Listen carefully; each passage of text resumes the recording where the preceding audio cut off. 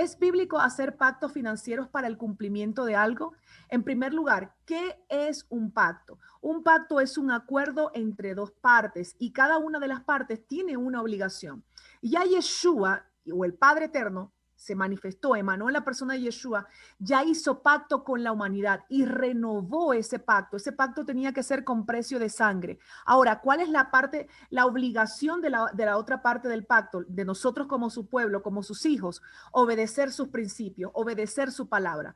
Yo no decido hacer un pacto, es decir, no es que a mí se me ocurrió hacer un pacto hoy, yo pacto por mi sanidad, yo pacto porque quiero una empresa, yo pacto porque quiero un esposo, yo pacto por una bicicleta, yo pacto por un carro, pacto por una moto, pacto por un helicóptero, pacto para que la hormiga bese al elefante. No, no, no, eso no es de Dios, no es mi soberanía.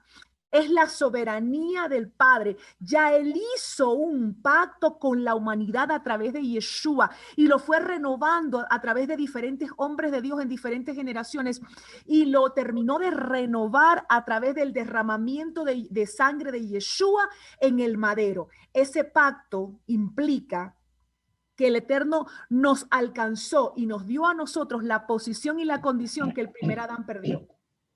Entonces, como la prosperidad es integral dentro del pacto, está establecido que cuando yo abrazo, cuando yo lo obedezco, cuando yo cumplo mi parte, ya el Señor cumplió su parte.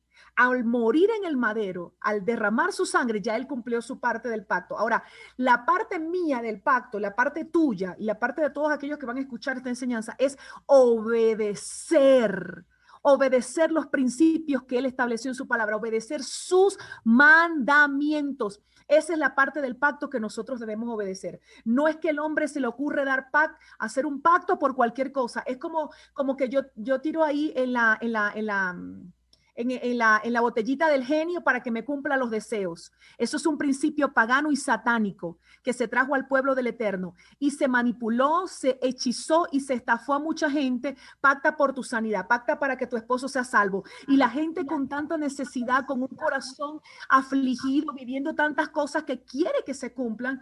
Entonces vemos a ministros aquí, bueno, pacta y vamos a orar. Tú tienes que, ministro de Dios que estás escuchando esto, tú tienes que orar por ellos como oró el rey David, para que ellos sean bendecidos, para que el corazón de ellos permanezca alineado con el Padre. Tú no tienes que orar por ellos porque ellos enviaron una cantidad de dinero, porque entonces no tenemos autoridad para orar por los presidentes y por eso tenemos nuestros países llenos de presidentes corruptos y de gobernantes corruptos, porque hay un pueblo de Dios que no ha tenido autoridad para orar, para que el Eterno establezca gente justa. ¿Por qué? Porque en el mismo pueblo de Dios hemos visto y hemos caminado en corrupción. Si una persona te dice, pacta por tu sanidad, por la conversión de tus hijos, y cuando tú envías ese monto es que va a orar por ti, el tal está caminando en corrupción.